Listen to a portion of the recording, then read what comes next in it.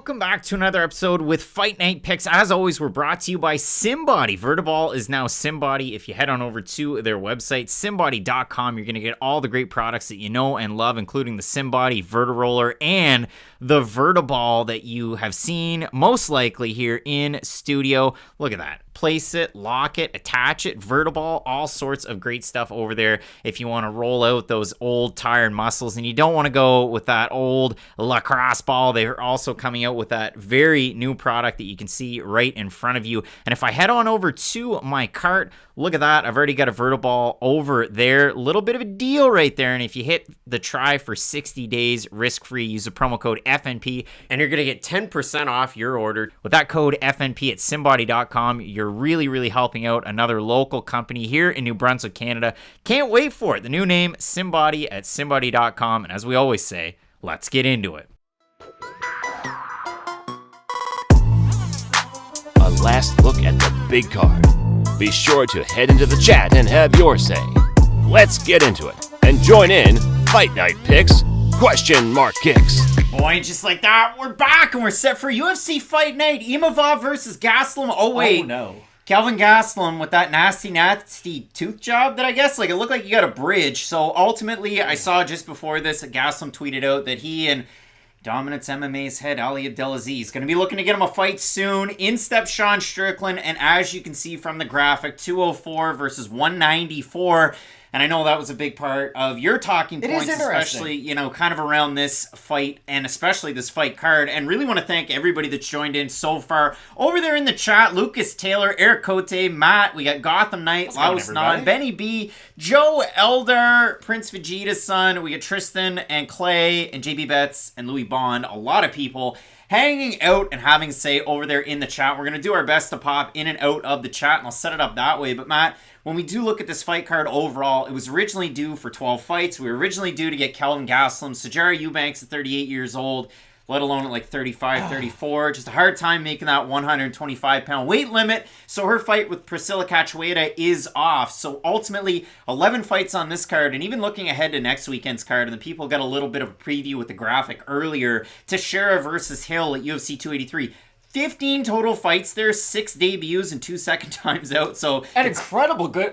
That's a really fun pay-per-view card, though. If you just want to talk about the main card of it, it has really fun depth. And I know Neil Magny versus Gilbert Burns, it might not be a fight that really wows everybody, but that's just a fun test. Both those guys have fought a lot of the ranked fighters at this point. They haven't fought each other, so it's an easy matchup. And I know both those title fights at the top of the card are pretty easy to get excited for. Jamal Hill and Glover Teixeira may not have originally expected to be fighting each other for the title, but hey, it's MMA. Weird things happen. Sometimes you get draws in main events, and you don't really want draws in main events. So that should be a really fun fight, all things considered. Glover, we know how great he's been throughout his whole career. Jamal Hill has been the hotness as of late. And that co-main event, it is not often we get fights for a fourth time in the UFC, and them all being for titles, all being extremely high level. I'm so excited for Figueiredo versus Brandon Moreno, number 4. Poor Paul Craig, it's like ships passing in the night. Hey, I beat you. Why are you fighting in this main event? So it's got to be a little awkward there. Nicholas saying he's going out and getting his Bills jersey, just as a matter of fact. Matt, we're going to throw it on over to the fight of the night screen. I want to hear from everybody. You guys are going nuts over there. Rebel Reseller, we got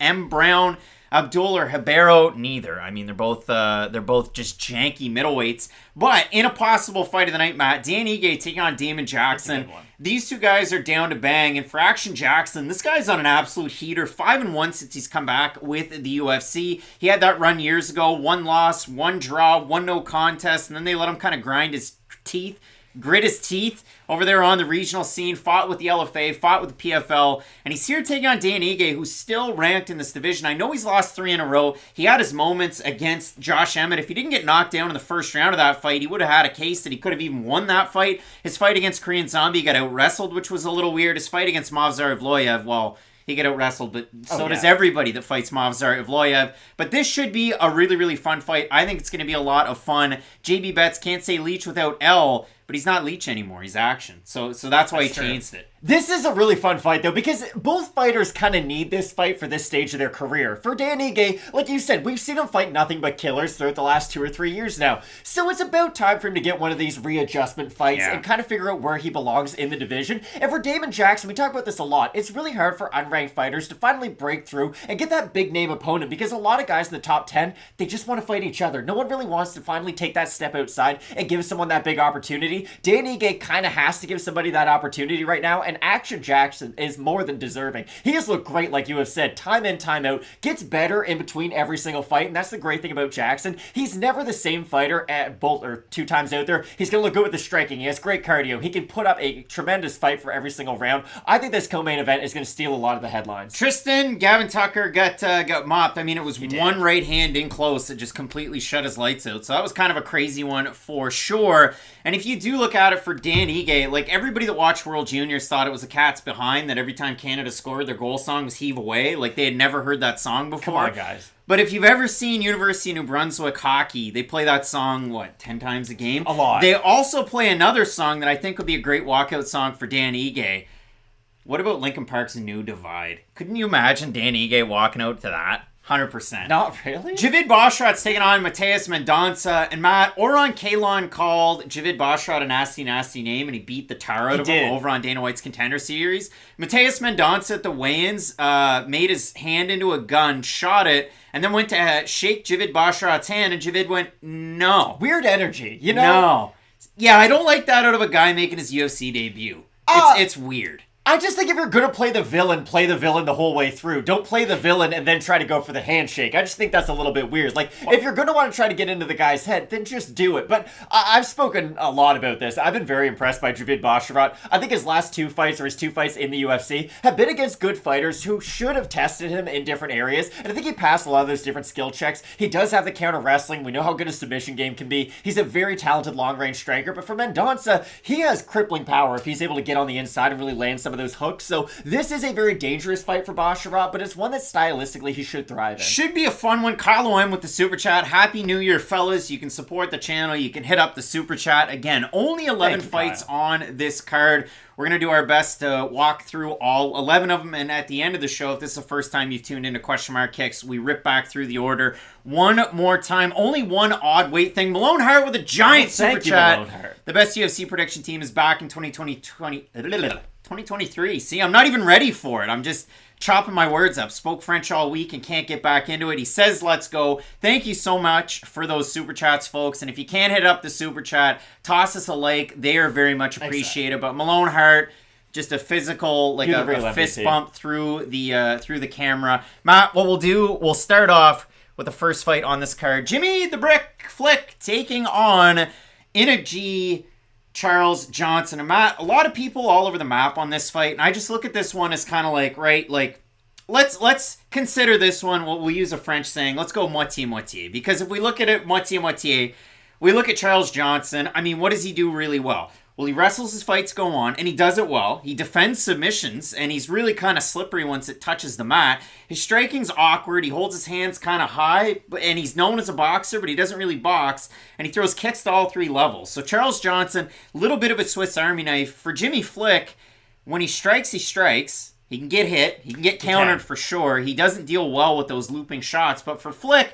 his takedown defense isn't great, but he doesn't need to have good takedown defense. Kind of like Charles Oliveira takedown defense. You don't, but the difference is, Charles Oliveira, Brian Ortega, some of these fighters that we mentioned who can give up the top position and still excel from the bottom, just so happen to be some of the greatest fighters in the sport and some of the best fighters in their divisions. They fight for titles or they have those titles. And that's been my big thing with Jimmy Flick. I think his skill set is very unique. It's very fun to watch. I like what he's able to do and I like how dangerous he is from those positions. But those are really difficult positions to go in there and win consistently from. I just think from that bottom spot, could he have some areas of success against Charles Johnson? Of course he could. I just think it's going to be difficult for him because I don't think he's going to win a lot of those exchanges on the feet. So that's going to require him to then go out there and win an overwhelming amount of them on the mat. And I think that's going to be difficult to do with a guy like Charles Johnson. Now, if he's able to get the submission, then none of the points really matter on our way to the scorecards. But I do think for Charles Johnson, the fact that he's fought two really good fighters in his UFC career up to this point is going to help him. And I know the last time out, some people thought he beat Jalgash, some people thought he lost, but those are fights that are going to make you better in the long run. We talk about this all the time. And you can't always judge a fight based on the performance or based on the result. You have to look at how well the fighter did. He had good cardio in that fight. He threw pretty good output. And I think those are things that Jimmy Flick might struggle with if Charles Johnson can get some momentum. Yeah, Flick's been out for 2 years. And Exactly. when he retired, it was kind of like, well, fighters are dumb. They don't take the money. And then Charles Jourdain goes out there and he's like, no, fighters aren't dumb. We get paid just fine. I had to grind,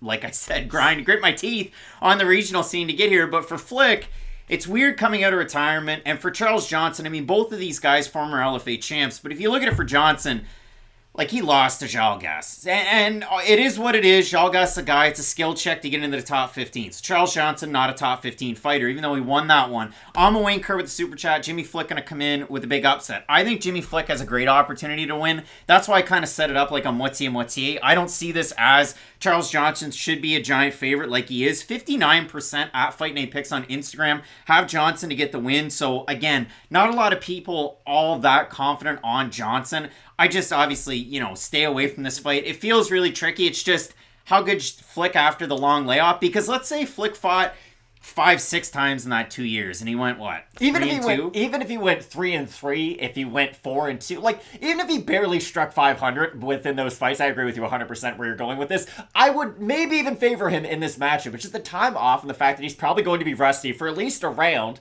It does make me favor Charles Johnson. I'm not saying Charles Johnson is going to go on to become some top 15 phenom by any means, but he is a well-rounded mixed martial artist who has good volume. He has a good grappling game overall, so I think he'll be able to win this fight. Yeah, both of us going with Johnson. I don't have a ton of confidence on that one. The next fight, Matt, Dan Argueta, one of the last guys to weigh in yesterday, taking on Nick Aguirre, and this was a short notice type of pairing. If you look at it for Dan Argueta, he's a guy that came in off the Ultimate Fighter. He doesn't get the win over Ricky Tercio, so if you go back and watch the fight, it's one that he more than likely won. So for Argueta, he has to go back to the LFA, has to compete once more, ends up in the UFC on short notice. It's about a week and a half notice against Damon Jackson, who's in the co-main event of this card. So Argueta originally due Isaac Delgarian, who's no longer competing. And for Nick Aguirre, this is a guy that spent a lot of time with, a lower level type of promotion in Coliseum Combat. And that's not to kind of downplay Coliseum Combat. It's not the LFA, it's not CES, it's not KSW or Cage Warriors.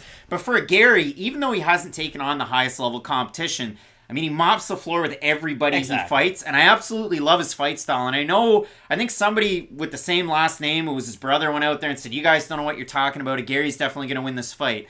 If you're Nick Aguirre's brother and you're watching this video, I thought we really gave him props because I absolutely love his fight style. And I think we broke it down quite right. It just feels like it's too much too soon. Yeah. But in a matchup like this, Aguirre, with his ground game, with the submission abilities, and the fact that he's constantly practicing his jiu-jitsu at so many jiu-jitsu tournaments and in the MMA cage, I think Aguirre can really make strides. And if he won this fight by submission, I wouldn't be as shocked as like when Juliana Pena beat Amanda Nunes, but I would be shocked enough. And for those reasons, I like Argueta. I think his wrestling's a little bit better. I think his defensive wrestling's a little bit better. I haven't seen Aguirre late in many of his fights. And with Argueta, I think his hands are just a little bit better. 100%. And that's the thing. Like, I have a lot of respect for Damon Jackson. So, just by virtue, I have a lot of respect for Dan Argueta. Like, the way that he was able to go out there... Dan who? Dan Argueta. Argueta. Sorry, I don't know why I struggled so much with that. But I think he could have success. And like you said, I do think the striking is going to play a lot for him. I think for Nick...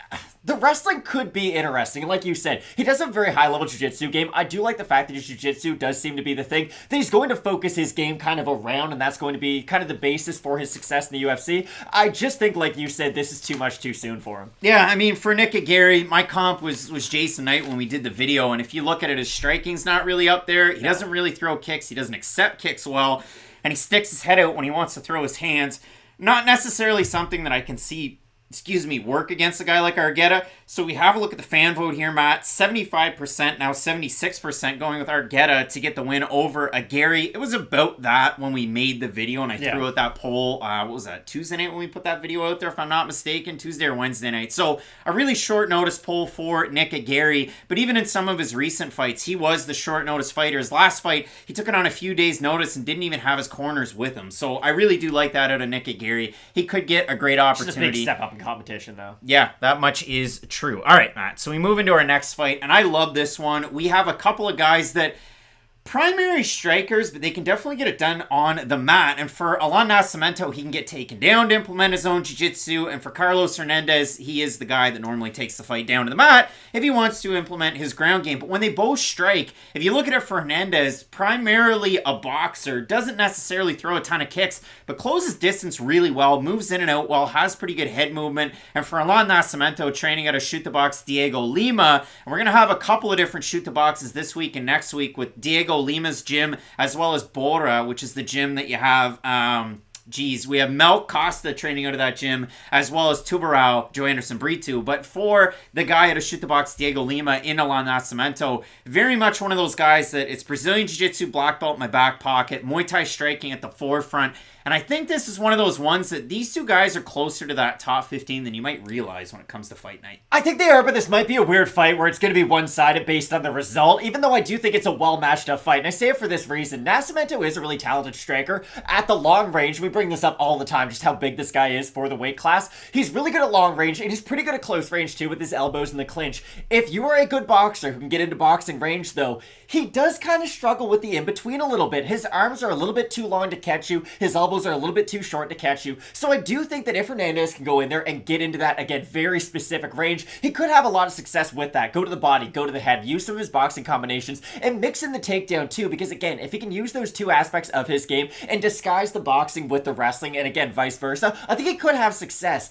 I just think the problem is his one way to having a lot of success in this matchup is by just walking a tightrope basically for 15 minutes, and I think it's going to be very difficult to fight in an almost perfect manner against a guy like Nascimento who can just make him pay in so many other areas. And I mean, if you look at their records, like, what is it, 19-6 versus 8-1, but for Carlos Hernandez, the 8-1 isn't really an 8-1 just based on his IMMAF and amateur MMA experience. He won a full-blown, not like IMMAF USA or IMMAF North America. He won a real deal tournament championship with them in 2014. A great point by AG. Illinois wrestling standouts, both of them, and Nascimento going to bully Hernandez, but yeah, it's a tricky one. If you look at it for Hernandez and Aguirre, they both train out of Valley Flow Striking, so a really fun gym to try and pay attention to. Obviously, Bilal Muhammad, Jessica Penne out of that gym, as well as, oh boy, how about Yair Rodriguez training out of that gym? A really fun guy for sure. If we have a look at Fight Night picks for the total votes on this one, 83% Nascimento, 17% Hernandez.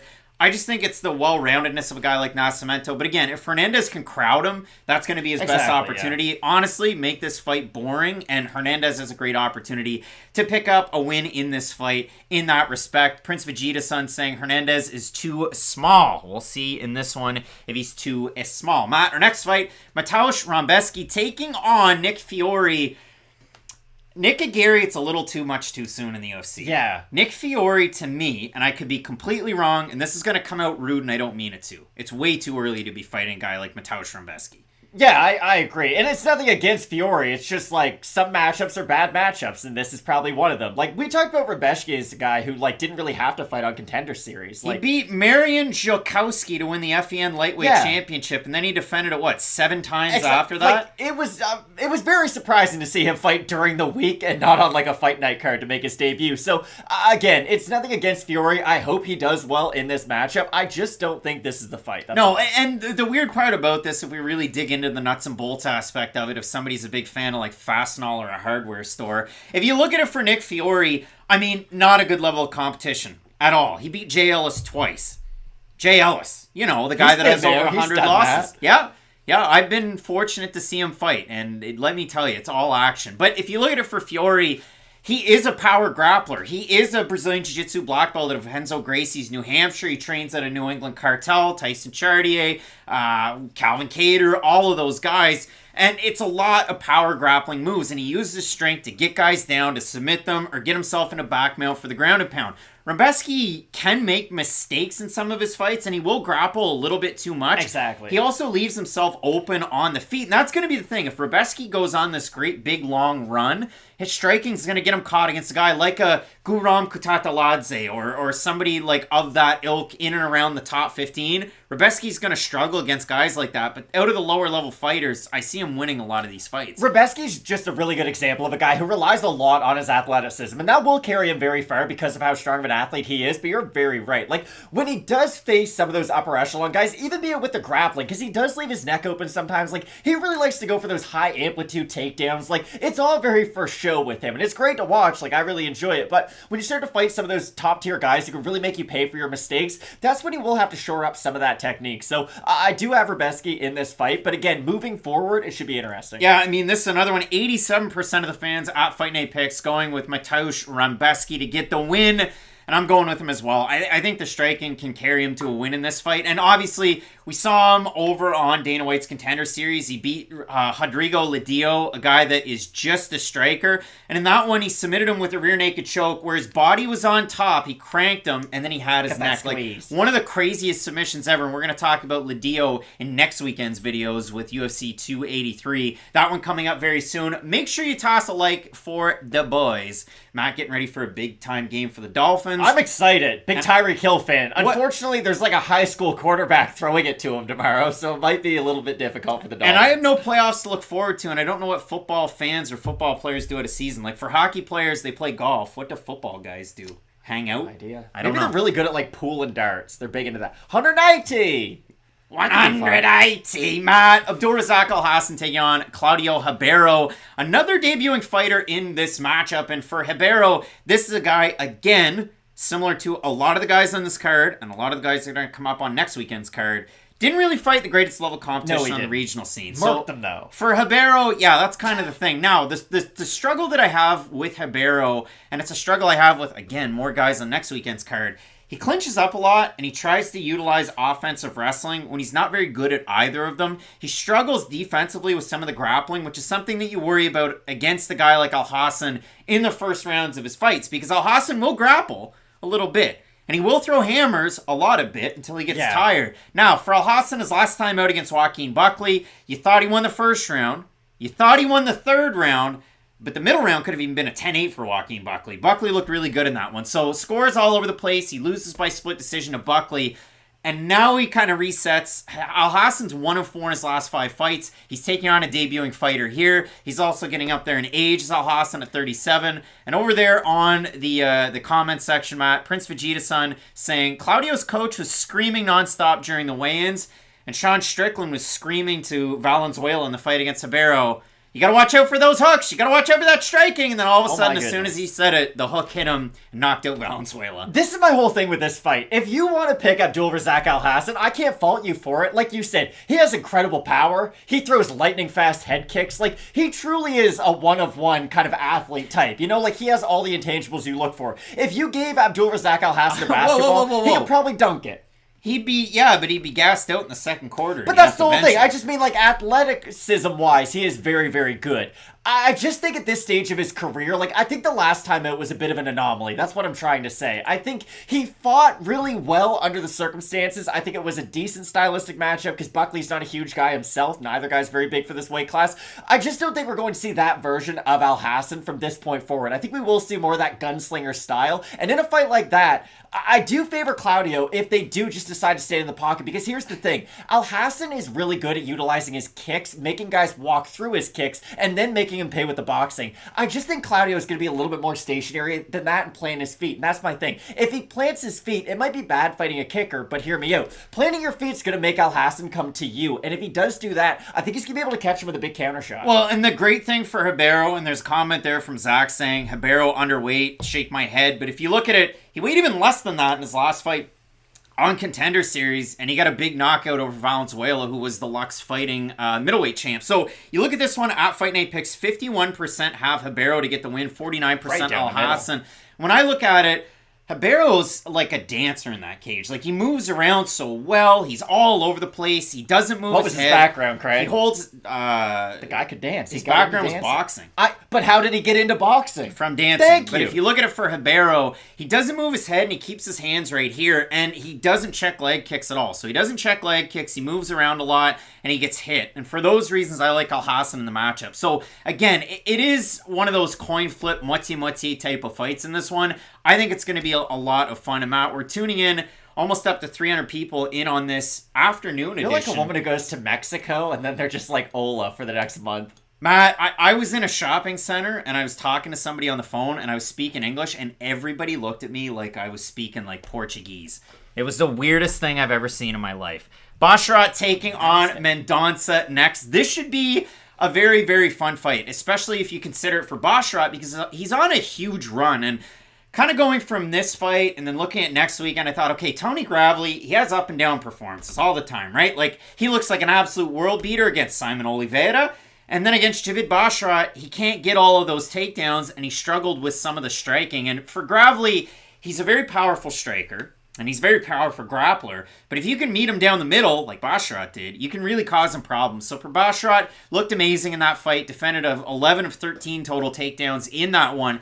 Now he's taking on Mendonca, who's a threat of the power for sure. This guy throws wild, and what I love out of him that we're starting to see out of a lot of fighters, not just fighters out of Brazil, fighters all over the world. They throw a front kick deep to the body, they throw a front kick to the head, and those two different looks keep the other fighters kind of guessing and whiffing then on air, and it opens up the hands as well, and that's something that Mendonca does to perfection. So I think this is going to be a really, really fun fight.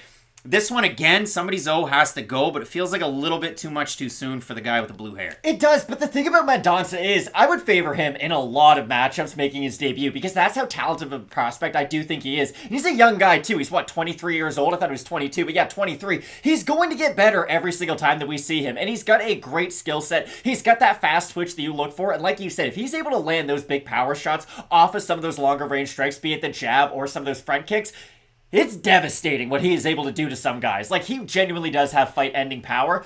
This is what I like about Basharat, though. He has shown all the skills throughout his UFC career, throughout his MMA career, but he seems like an intelligent fighter, too. And I think this is the matchup where that's really going to pay off. Because let's say he was going in there trying to show off his striking, try to incite a bit of a brawl. That's when you're going to lose to a guy like Mendonca. But if he does use his footwork, use some of his own takedowns, because I think those will be important. He's really good at shooting in from long distance to very close with some of his own takedowns. I think those will be really effective for him to just make Mendonca start to question himself. Yeah, the trouble that I have with Mendonca in a matchup like this, he's really, really dangerous in the first round. And then in the second round, third round, he starts to grapple and he starts to shoot from long range and his hands drop even more. And he's another guy, really, really low hands, but great extension on his punches and a lot of power and zip at the end of that. Weird angles. Plus, he really does have a great long range to him. So for Mendonca, a really fun fighter in that respect. If we have a look at Fight Night picks for the total votes on this one, 78% going with Basharat to get the win. Again, should be a really fun fight. I just edge the guy in Basharat in a matchup like this. Like Mendonca, Kazulu Vargas? Is Kazula Vargas still in the UFC, though? I just mean a guy of that level. Like, if that was the fight that they were kind of warming him up to, I think that would be a much better way to start his UFC career. That's all I'm saying. Because Mendonca could be a guy who loses his debut and then wins 6 fights in a row right after it. I really do believe that. Now, Malone Hart, MVP with the super chat, but why is Trevor Lawrence repping Hill? That's a good point, Matt. You get to... Trevor Lawrence pretty good. Yeah, happens to be. Matt, Umar Nurmagomedov's taking on Raoni Barcelos. Umar talking about the fact that Habib's not going to be a coach anymore. That was kind of a big revelation this week.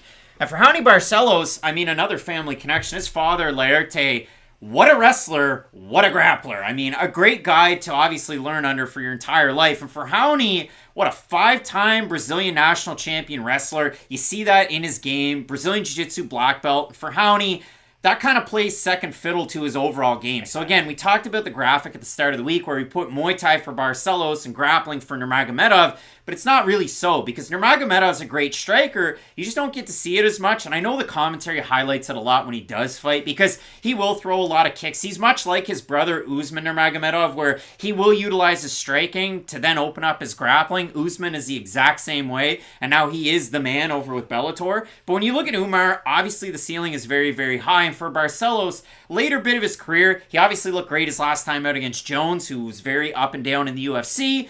He had a really, really fun fight of the night against Victor Henry, and before that, the majority decision lost to Timur Valiev, where people thought that he won, and he had the 2 knockdowns in the second round. But for Barcelos, it's really been kind of like, you're all the way in, you're all the way out. The fights have been fun regardless. Against a guy like Nurmagomedov, I know Nurmagomedov's always a favorite. He's a favorite in this matchup. I think Barcelos has as good a shot as anybody that's ever fought Nurmagomedov, but it is really tough to try and pick against Umar Nurmagomedov in a lot of these. If you just want to talk about the skill sets, I agree with you 100%. I do think Barcelos has a lot of the skills that should offer Nurmagomedov a lot of issues. He does have better volume. He's the much more explosive striker too, if he is able to catch him with some good shots on the outside. I'm not predicting a Raoni TKO by any means. I'm just saying, if anybody's going to get hurt on the feet, I can see a world where Barcelos is able to hurt him up against the cage. The problem is, at 35, I just don't think he is the fighter that he used to be. I think we did see a better version of him before that losing streak. He did have a little bit more zing on his shots, and the thing that I do think Barcelos is going to struggle with in this matchup is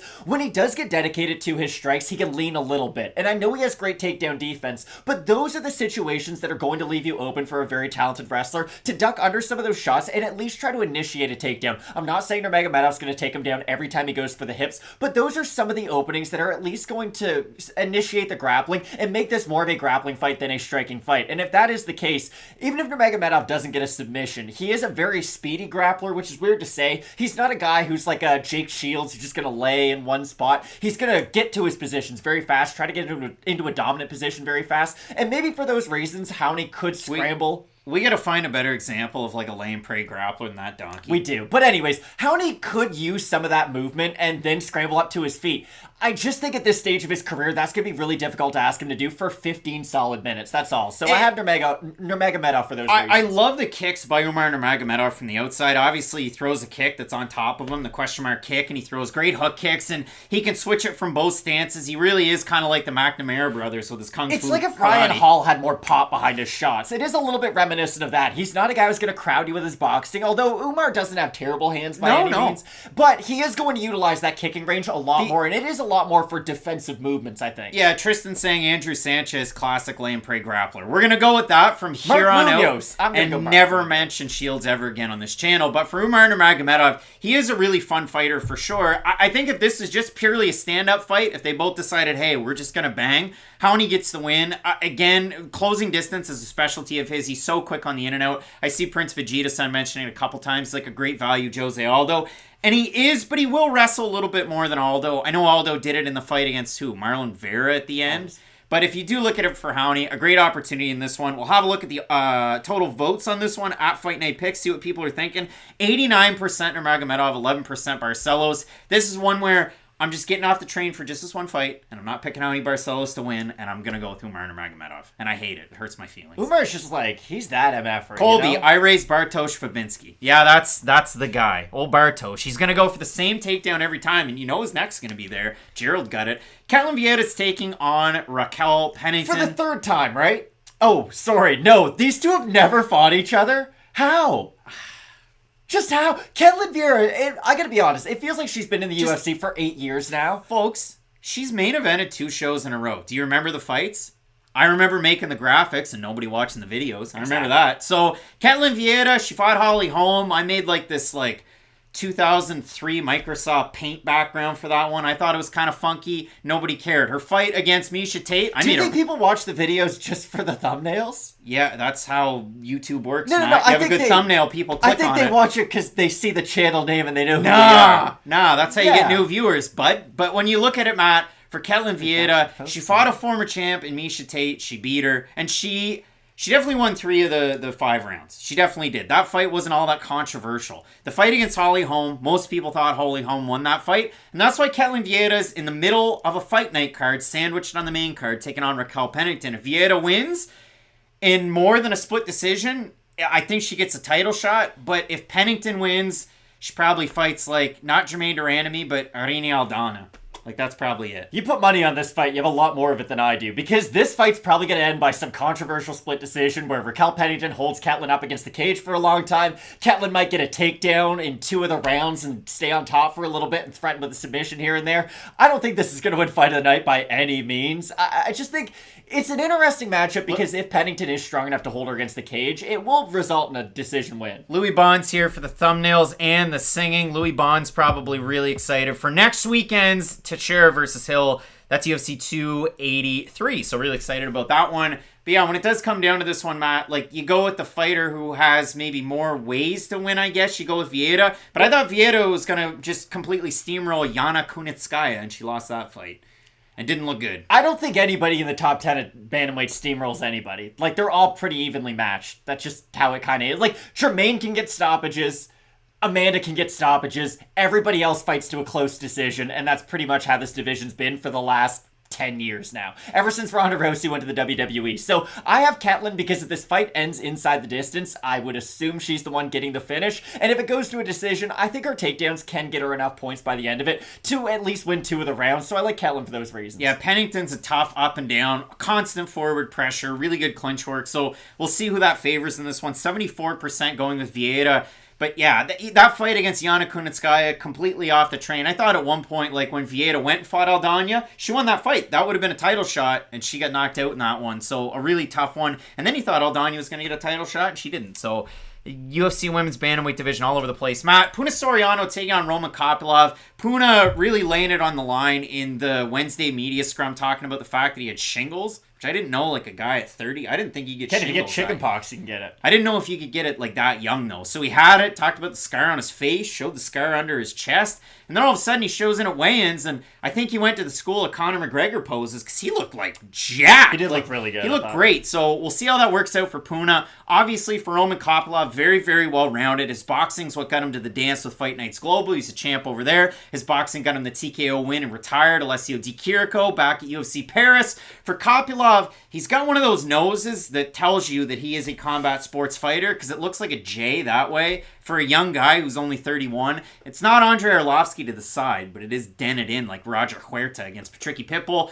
But when I look at this fight, Matt, I like Soriano a little bit more with the grappling advantages, but this is one, if I didn't watch the fight, woke up the next day and Kopylov win, it wouldn't necessarily surprise me based on kind of the thought of where I thought he could land, and then what I saw of him in his last fight, too. It's the problem with Kopylov is he is hittable. And I don't think hittable is an attribute that you want to have when you're fighting a guy like Soriano. Like, he genuinely has fight-ending power if he's able to land hooks on you, especially from the outside, and he has gotten better at closing the distance, too. That was something that he really struggled with. He's not as steady from the outside as some other guys with his skill set are, so he really relied on those big rushes, the big takedowns, some of those big hooks, and if they didn't land, he was kind of a sitting duck on the outside, but we have seen more of an evolution in his game as of late to where, like I said for some fighters earlier, he can disguise some of his boxing with his wrestling, and if he is able to score some of his own offensive takedowns, I think it'll open up his game quite a bit. I agree with you, though. I was surprised to see how good physically he looked on the scale. I'm not surprised to say. I was just like, oh, Puna looked like he took this camp very seriously. Both guys looked really good, and again, Puna had the big kind of pose there, but he did look really good on the scale. And for Soriano,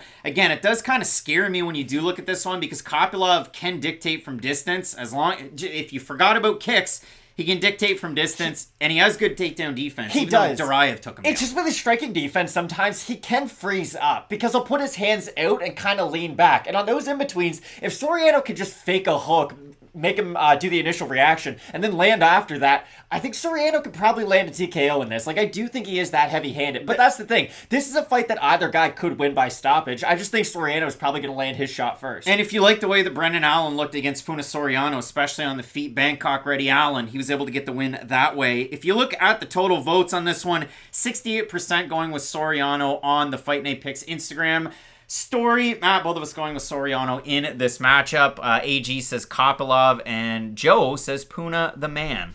Puna the man. Matt Dan Ige, a guy who got Puna Soriano to Extreme Couture and into MMA, is taking on Damon Jackson. Jackson's on an absolute heater of a run. Oh, yeah. He takes punishment in some of his fights, and his last fight against Pat Sabatini, he didn't take any punishment at all. He was able to just land that short shot, land those uppercuts, drop them. He was on top, landing away with the ground and pounding. To his credit, Sabatini was covering up and he was kind of moving. Referee ended the fight. It wasn't that controversial of a stoppage, but all that to say, great win for Damon Jackson. Now all of a sudden you halted the run of a guy that was a champ with another regional organization, and you get an opportunity to fight a ranked fighter. And for a guy like Jackson, 34 already, I mean, it seems like he's been around forever, but a great shot as ever for him at 22-4-1 with an no contest, taking on Dan Ige. Ige, this is the great reset, like the time that he fought Gavin Tucker, and we know how that went. Another one of those short shots and a quick knockout. He's lost 3 in a row, got dropped by the first overhand right that Josh Emmett threw, and he recovered really well, and then his next couple times out, like, he did struggle, but for Ige, a big reset. I'll be surprised with Jackson as good as he looked in that short striking sequence that won him the fight. If he's going to want to strike a little bit more in this one, or if he's going to want to go into the grappling, I know Dan Ige has poor takedown defense numbers as far as a percentage in the UFC. You consider the guys that he's fought and the quality of wrestlers. The only one that's an anomaly is the fight against Korean Zombie, who took him down 3 times, but Movsar Evliev had 9 in Ige's last matchup. So again, a big reset type of fight. This is almost like what was supposed to be the main event with Gastelum and Imavov, but now you have Ige versus Jackson. I know you're excited about this one too. This is by far the best fight in the card, especially after the weird week we've had with the main event. Like, I was excited for Imavov Gastelum, don't get me wrong. It's a big question mark fight for Imavov. It's finally a chance for him to fight one of the upper echelon guys who has been around for a very long time. But this fight, like you said, is very similar to that one. I just think entertainment-wise, it's going to deliver a little bit more. The thing about Dan Ige is he eats big shots. It's a big negative in his career. He's been hurt, he's been dropped in a lot of his fights, and this is odd because I know Jackson won by TKO and looked very dominant his last time out, but he's not really a guy who's going to load up on that one big shot and try to land the one-hitter quitter. I look at Damon Jackson, he reminds me a little bit of Bilal Muhammad, and I know Damon Jackson's been in and out of the UFC a little bit more, but just in the ways that they continue to improve, fight in and fight out. Now, if Damon Jackson wants to have success, I think he is going to have to use a lot of that grappling, because I do think on the feet, Dan Ige's the much cleaner striker. He doesn't throw a lot of big looping shots. They are very clean down the middle. And when Dan Ige's on and using his jab, he's a difficult guy to decipher because he is just pumping a lot at you. There's always something to think about. He might threaten with a takedown here or there. But this is a really evenly matched fight. Again, I can't say this enough. Dan Ige, we've seen him at the top of the mountain. He hasn't necessarily fared all that great, so this is his chance to finally get back on the horse. Damon Jackson's more than deserving of this opportunity, but again, I gotta put myself in the shoes of me from last month. Julian Erosa found himself in almost this exact same position fighting Alex Caceres, and I had Julian Erosa. I believed in the underdog story that time around, but I do think Dan Ige's crispness on the feet is going to carry him in this matchup. I think Jackson's gonna need a lot of volume to be able to win this fight, and he's gonna throw a lot of volume. I just think as a result for him throwing a lot, he's gonna be eating some big shots there too, so that's why I do favor Dan Ige ever so slightly, but I almost guarantee you this will be a fight of the night. It's funny because it was the opposite in that fight, but I do agree with you. Erosa was favored to beat Caceres in that one, and in this one, Ige over Jackson in that respect. But if you have a look at Fight Night Picks, total vote 69% going with Dan Ige to get the win over Damon Jackson, and I really want to see what people are thinking about this one over there in the comments. D-Rod's talking about the Dolphins. Let's go. I hope what time do the early prelims start? They're always 2 hours after our show starts, so you got an hour and 20 minutes before the prelims start. Colby Chaos is helping out there. We got Dolphins getting smoked tomorrow, LMAO. Gastelum's got to make 170 somehow. I don't think that's ever going to happen. It's a shame. That's just the way that it is. So, a lot of people talking Bills and Dolphins. We're going to talk about Strickland. So wait, picks for that fight. Dan Ige. Oh, yeah, Dan Ige. Okay. Yeah, no, that hasn't changed. But when it does come to Sean Strickland, Nascimento, Imavov, I know your point in the video when I said this to open up question mark case. She said, hey, I expect that Imavov's going to have a big size advantage over Strickland. And then he comes in at 194. Like, couldn't he have gone, like, to the Hell's Kitchen restaurant there on the Strip and had a couple steaks? But why, though? And this is my big point about this fight now. I don't care about this main event that much from a fight perspective, from a rankings perspective. Again, it doesn't have that much to do with the middleweight division anymore, for being completely honest. This is a fun experiment, I think. It has more to do with this division because Imavov was ranked 12th, Gastelum 13th, and now Strickland's up in the ranks. It's an even better shot for Imavov in this one, actually. I don't think many people are going to take a lot of stock into this fight, no matter what the result is for either guy, and this is why. One guy weighs 10 pounds more than the other, and no one knew if he was in camp or not. The other guy was in camp the whole time, but again, he weighs 10 pounds less. Like, that's a big question mark. Sean Strickland openly admitted that he was not preparing for a fight whatsoever. And I do think that does speak to the size that he is carrying into the cage this weekend. Now, I don't think Strickland's a guy who just forgets how to fight in between camps. Like, we have seen him on short notice before, and he's not a guy who seems to fall off completely. But I just will be interested to see how Nascimento Imavov, with a full game plan, with a full training camp, how he's going to look in this fight against Sean Strickland. I'm still picking Imavov in this matchup, but it's going to be an interesting one, because if Sean Strickland can wear on him, use some of that size, because here's the really big key. Imavov's a good clinch striker. He can get a lot done from the inside, and I thought that would be a big key for him in this matchup. But in boxing, a big conversation is the bigger guy likes to lean. They like to hold them down, and that is a conversation. If Sean Strickland can use the clinch, not as an offensive tool, but just as a way to wear on Nascimento Imavov, we've seen Imavov tire in the past, I think that could be a good game plan for Strickland. And I know that's weird to say, the guy on short notice should try to take it late,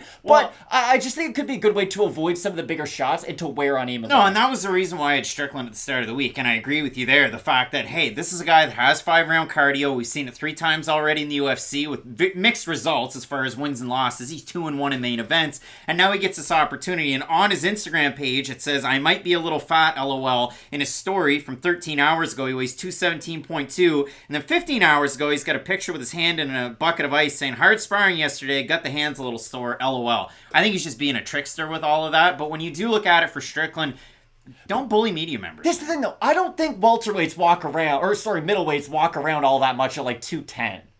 If he was in camp, like, in really good shape, I just don't think 210 would be his natural walk-around weight. A guy used to fight at welterweight? Yeah, like I've heard, like, Luke Rockhold always talked about walking around there. He's a middleweight now. But Craig, Luke Rockhold fought at like 205 and he was as big as a middleweight could be. That's a bad argument. I don't because think it is. Sean Strickland is a middleweight now. This is an argument towards you. I'm just bringing up points. This is for anybody picking the fight. I'm just saying, I don't think a lot of middleweights who had once fought at welterweight walk around in like the 215s. The reason why I have Strickland, I know Strickland, again, making fun of everybody, going up there and saying, hey, well, I beat Phil Haas when I was sparring with him. That's great. You also beat up unranked heavyweights. Cool. But when you look at it for Sean Strickland in a matchup like this against Imavov at light heavyweight, whatever it is, his game plan and his overall style to beat a guy like Imavov, like you said, close the distance, utilize a lot of that volume. But for Imavov, what he struggled with against Haas was the wrestling.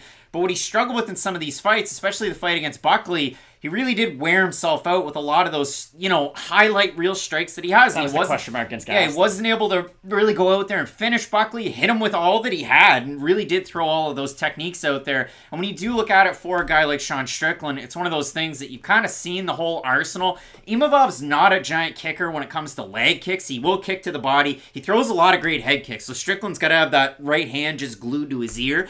But when I do look at a matchup like this, I just favor Strickland a little bit with the fact that he can keep a 5-round pace, keep a lot of that volume. 51% here on YouTube have Strickland. Now it's 50-50, so everybody seems to be split. Marcus is taking Imavov. Tough fight for both guys. Just kind of people seem to be all over the place. But I think this is going to be, again, it's going to be a fun fight. But Colby Chaos saying Imavov's also slowed down against Williams, even though that was his debut against Jordan Williams. So. I said it, though. I can't stress this enough. I don't think we're going to learn an awful lot about either guy moving forward. Like, if Sean Strickland leaves this fight and then fights Robert Whittaker, let's say, at 185, just another guy in the top of the division, I'm not going to say, remember that time he weighed 10 pounds more than Nascimento Imavov, and this is why it's going to affect the Whittaker fight? And flip side for Imavov, if he knocks out Sean Strickland, I'm still going to say in the next Nascimento Imavov video, he beat a guy who might not have been in camp, who took the fight on 1 week's notice. I just think there's a lot of red flags for both guys in this matchup. It's a fun one. I tried to go back in my head, what were some fights where people were wildly different in weights? And I thought, well, was Costa Vittori like that? No, they both weighed 204 and 204.5. I thought Diaz and Lawler? No, one weighed 184, one weighed 184.5. The only one that I could think of was when Jailton Almeida moved up to heavyweight and weighed 216 against 265 Parker Porter. Yeah. So that's the only one that I could think of where it was that wild, but it should be a fun one regardless. Matt will go back down through the entire card. Make sure you toss a like on your way out the door. We'll start it off with Flick versus Johnson. I have Johnson ever so slightly, but this is a really tricky fight to try and pick. Johnson has fought 2 killers in his UFC career so far, which is kind of insane. Jalga Zhumagulov is not a killer. But Jalga Zhumagulov is one of the great tests in the UFC, I think, because he's going to test you no matter where the fight is. You thought he won that fight. So I've got Charles Johnson just because I think this is a much better reset for him, and Flick has a long layoff. Flick does have a long layoff. Argueta versus Aguirre. I don't know what as far as both guys, I prefer to watch Aguirre fights because he is so slick with his takedowns and his jiu-jitsu. He has great jiu-jitsu. He's a more fun fighter to watch. I think Argueta's a little bit more well-rounded and battle-tested, and for those reasons I have Argueta, but I'd be interested to see what people think on this one. I have Argueta in this matchup. I think he's going to excel on the feet. We've got Nascimento taking on Hernandez. This is a fun fight as well, at 125 pounds. A fight in a division that's really kind of getting a showcase to start off this year. I have Nascimento, again, think he's a little bit more well-rounded in the matchup. I agree. I've got Nascimento, but it should be a really fun fight. All right, we move into the next one. Rebecki taking on Fiore. Going with Rebecki. It's a tough fight for Fiore. I've got Rebecki. It is a tough fight for Fiore. Alhassan taking on Ribeiro. Very close fight. Probably a guy going to get knocked out. Probably in the first round. I'm going Alhassan. We disagree on this one. This fight's going to be terrible if it goes past the first round, probably. Like, let's say it is a fight of the night for 5 minutes. The next 10 minutes will then take the fight of the night away. It'll be like Andrew Jones in the end of his career. He played himself into the Hall of Fame, and he played himself out of it. I have Claudio, though. This is the most heavyweight, middleweight fight I've ever seen, and that's why I don't like middleweight. We have Basharat taking on Mendonca. Have Basharat, again, a little bit more well-rounded. A little bit more volume, too. And he's got great footwork, too, and I think that'll be the key. All right, we move into the next one. How come you guys don't have the previews predictions up this week? We do. It hasn't even started yet next week. Nurmagomedov taking on Raoni Barcelos. I think this is a great fight. I think Raoni has a better shot than most people are giving him credit for. I have Nurmagomedov.